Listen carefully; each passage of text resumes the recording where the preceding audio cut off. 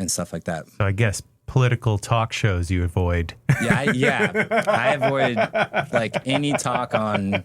There's a lot of things I don't even want to say right now about like a lot of stuff happening out there. I can't talk about it because I just don't have the energy to argue or even tell people my opinion, because I respect what everyone thinks, and I totally respect whatever they believe, and I'm not a person to argue with people. So it's just in terms of that stuff. So that's Do you practice meditation and I do. I meditate every day. Yeah. And that's actually, I've been meditating for a long time, and I've been spending a long time trying to, let me rephrase this. So about when I was a professional big wave surfer, I did a strength and conditioning program with this guy, Rob Garcia. Yeah. He had worked with Oscar de la Hoya. He works with a lot of these Hawaiians and is an incredible strength and conditioning coach. And he taught me a lot about, the brain and how important it is to believe you're going to be successful. And so I read this book by Gary Mack, and it's called Mind Gym. And he interviewed all the most successful athletes across the board. And it was all just about envisioning yourself being, the super successful from the beginning. And sorry, I forgot where I was going. No worries. You were talking about meditation and how you started doing that. Yeah. So like even with that, he taught me that the brain is very important, and so he would, and thank you for that. But he got me very good on mantras and certain things, because when a 60, 50-foot wave at Mavericks is coming at me. You need to be a little meditative. No, there's certain things like when a 50-foot wave's coming at me, your first instinct is to paddle the channel or paddle up and over to it. So I got into the rhythm of when this wave was coming at me, I would say, this could be the best wave of your life. I would stop, and I would actually take a second to read it. And then I had few other ones, but another one was bottom turn to channel. Stuff like that. So instead of thinking, don't fall, positive affirmations, I would say instead. this could be the best wave of my life. And then I would say bottom turn channel. And so I'm literally envisioning myself making it before I'm doing that, because I just had a lot of years where I didn't realize how important that was. And because if you think you're going to fall, you're going to fall. Yeah. It's like a batter or a sports person when you think like, oh, I'm going to miss it, and you miss it. Not sure if that relates, but that's just certain things with big wave surfing. So, and then also with this book, I meditate every day, and 2 years ago, I kind of I don't want to say I had a vision, but a lot of this stuff that I've been thinking about came together. And I like to take a lot of I plan everything out. I write a lot. And so I've been writing notes for a long time, and this stuff just started really coming together about 2 years ago. And I love I stretch every day. When I broke my leg surfing in Fiji. Tibia and fibia, right? Tibia and fibia. Right, I had or left? surgery. It's my left leg. Same here. Got a steel rod in it. Yeah, backside barrel. I wish. Bike surfing. What the fuck is that? Exactly. Don't even worry about it.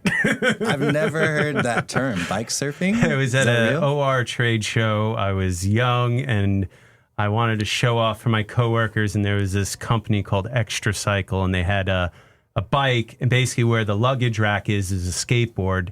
They're like, someone stands on the skateboard while another person drives the bike. Sounds like a really bad idea, and I took to it on wearing sandals, and when I jumped off, I snapped. Wow. Tib and fib. Yeah, it was painful. But I think yours is a little bit more intense. Yeah, mine was bad. I was in Fiji, and it was... I remember I had to take about an hour boat ride to the mainland, and then an hour boat ride to the X-ray where the doctor was, and it happened to be on the second floor. So I think I had to get like a piggyback ride to get up there because there was no elevator. It was a new office. But it's okay. I mean, I recovered from that. Yeah. But when I broke my leg, I started doing yoga, and I had done a few Bikram yoga classes. I think the heat really helped with the blood flow and a lot of that stuff. Prevents the scar tissue from building. Yeah, I did that. I pretty much went in on crutches. And since that moment, I've been stretching almost every day since then. And I've found that to be super, super helpful, just stretching and keeping my body in tune. It's also a way of teaching patience and being intuitive with your body, which I think is important. Yeah, the patience one thing, because you're in a class for 90 minutes, it's 105, and you have nowhere to go, and so you're just like, this is it. And you got to hold the position for a while. It's not like you're flowing yoga. You're holding that. And so it was helpful for my leg, and stuff like that has just been, even though I broke my leg, it was really helpful for my overall just awareness and education about my body and how to be healthier in the future. What other things have you had to do, I guess? Like, I've been reading up on it, like how they sometimes use hyperbaric chambers to help. Yes, I have one in my house. What? I have I think they call it a mobile hyperbaric oxygen chamber. I just say HBOT because I have so I have one in my house. I've been doing it pretty much almost twice a day for almost 2 months until I came to New York. And it was something that it's really interesting because I was kind of going through a lot of hard shit this last year. I mean, I've been working, I'm fine, I surf every day, but in terms of my my emotions and not being as stable and being kind of confused of why I feel a certain way. Yeah. And I feel like that, God, shit, see, I already forgot what to talk about. We're talking about the hyperbaric chamber. So about a year ago, my friend Sean Dollar was doing it, and he turned me on to this woman, Jill, from One Hit Away Foundation, and they work with these mobile hyperbaric oxygen chambers. HBOTs. And it took me about probably 6 or 8 months because I was being stubborn. I didn't want to deal with it, or I didn't want to put the money into it, and I didn't really understand the scientific results or anything. But I've been doing it for 2 months, and just to kind of break it down, my immediate feelings on the chamber is I like it.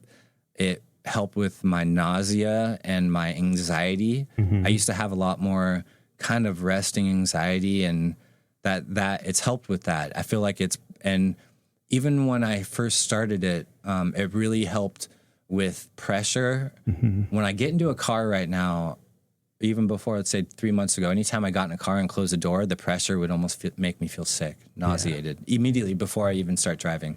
And so this chamber really helped me get into cars now. Now when I get in a car, it's almost like I'd compare it to people that don't understand what that is. I thought it was like a pure oxygen thing, but it's not. It's almost like getting on an airplane, the feeling when you got to pop your ears. Because when you get into it, you zip yourself up, you got to pop your ears probably 15 times. Wow. You're going 12 feet underwater.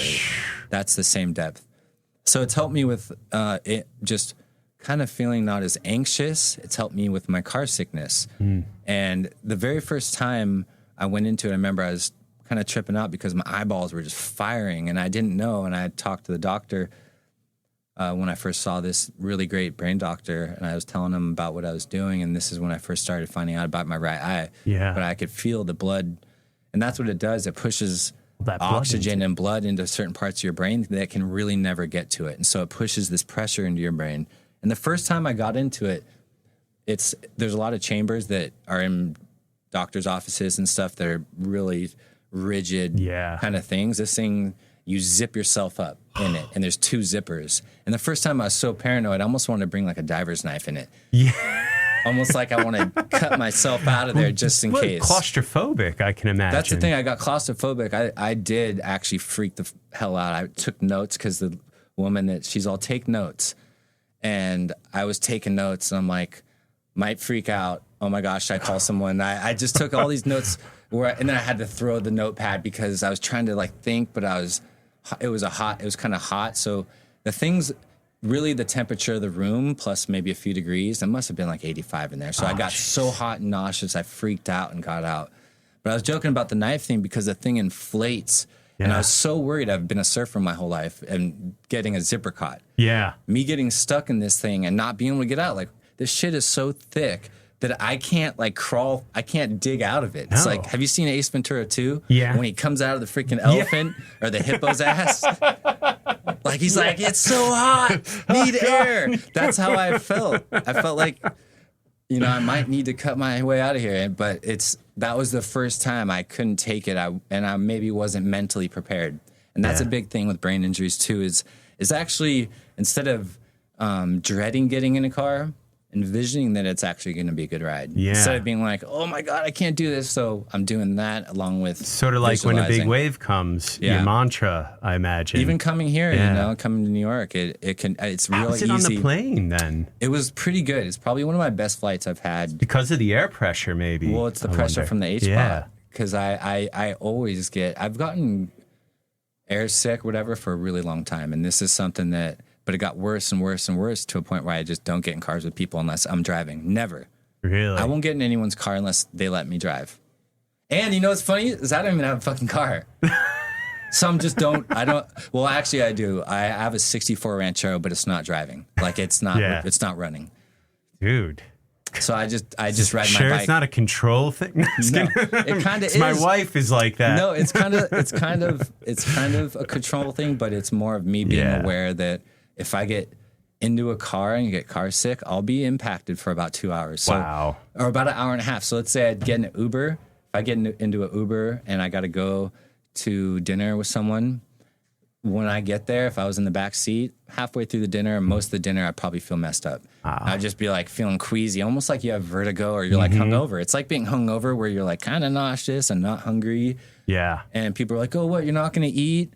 Like, and like it's just your stuff. Driving drove me nuts. Yeah, and everyone's like, all right, let's go to this next place and get a drink. And I'm like, no, I'll meet you there. I'm walking. How is your surfing now? Like, do you feel... My surfing's awesome. Your surfing is I love surfing. I mean, that's the one thing that's my entire life. Surfing's helped me more than anything. It's kept me on the best path since I was a kid. I've been, since I was about 10 or 11, surfing every single day and just finding a cool group of friends I surf with every day. And ever since, just loving the ocean and that experience so much, it's just kept me healthy. And it's kept me, the older I get, I feel like it's more difficult with work routines or people have families or all this stuff. But I'm surfing every single day right now, and I feel really good. I stretch, and I do 1 to 2 HBOTs a day. I also do eye exercises, online eye exercises, where I track my eyes. And I do that, but that can be very mentally draining. So with all this stuff, I do surf every single day, probably at about 5:30 or 6 in the morning. I don't need an alarm clock. I wake up every day at probably like 4:30.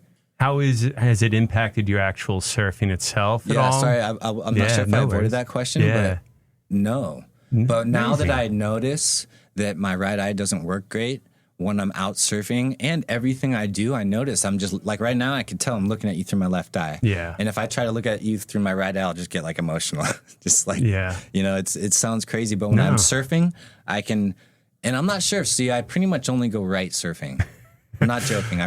So Long Island is going to be a bit of a challenge then. Yeah, is there another place that has some rights? You got to go to Jersey, I can't just go right? Is it really all lefts there? It's a lot of lefts. There's not one little right? There are some rights, but it's... Does it reform on the inside? Sometimes. RK was able to find rights. Slater found rights during the Quick Pro. I'm sure you know. I remember that aerial he did. That was radical. There were rights, but... He scored that. They scored for that. Oh, yeah. But with my surfing, I feel great.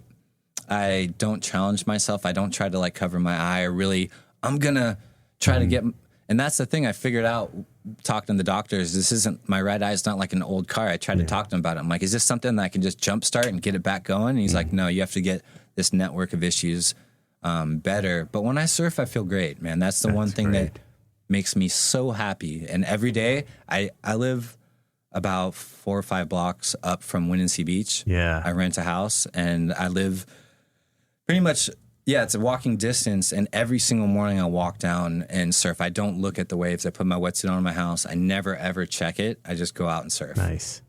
You have the luxury of doing that because you're on the West Coast. Yeah, I mean, we do that here. Yeah, but it's no You're accident. Not going to be paddling out. Yeah, but hey, I surf every day, but there's certain things that, I love about here in New York. Yeah. Like I'm here and I'm just having so much fun. It's almost not overload, but I'm really excited. I've been here for 3 days. I've met so many people. Nice. And everyone's so stoked. And the way I communicate with people, not the way I communicate, the people, when I have conversations with people, I can just tell they're listening. And I like talking about different stuff happening out here that I would never hear about in California. Mm-hmm. And it's just different, I'm really happy to be here and sharing my book. A lot of people are really open to conversation about it. It's sick. I mean, so these photos are from, let's get back into the book here. These photos are from over the years. What years would you say this covers? Oh, roughly? That probably covers, I would probably say that, let me try to, give me 1 second. I'd probably think that the book probably covers from 1999 or 2000 until maybe now. Wow. Because And how old are you now? I'm 38. Okay. Yeah. So I graduated high school in 2001, and I have photos in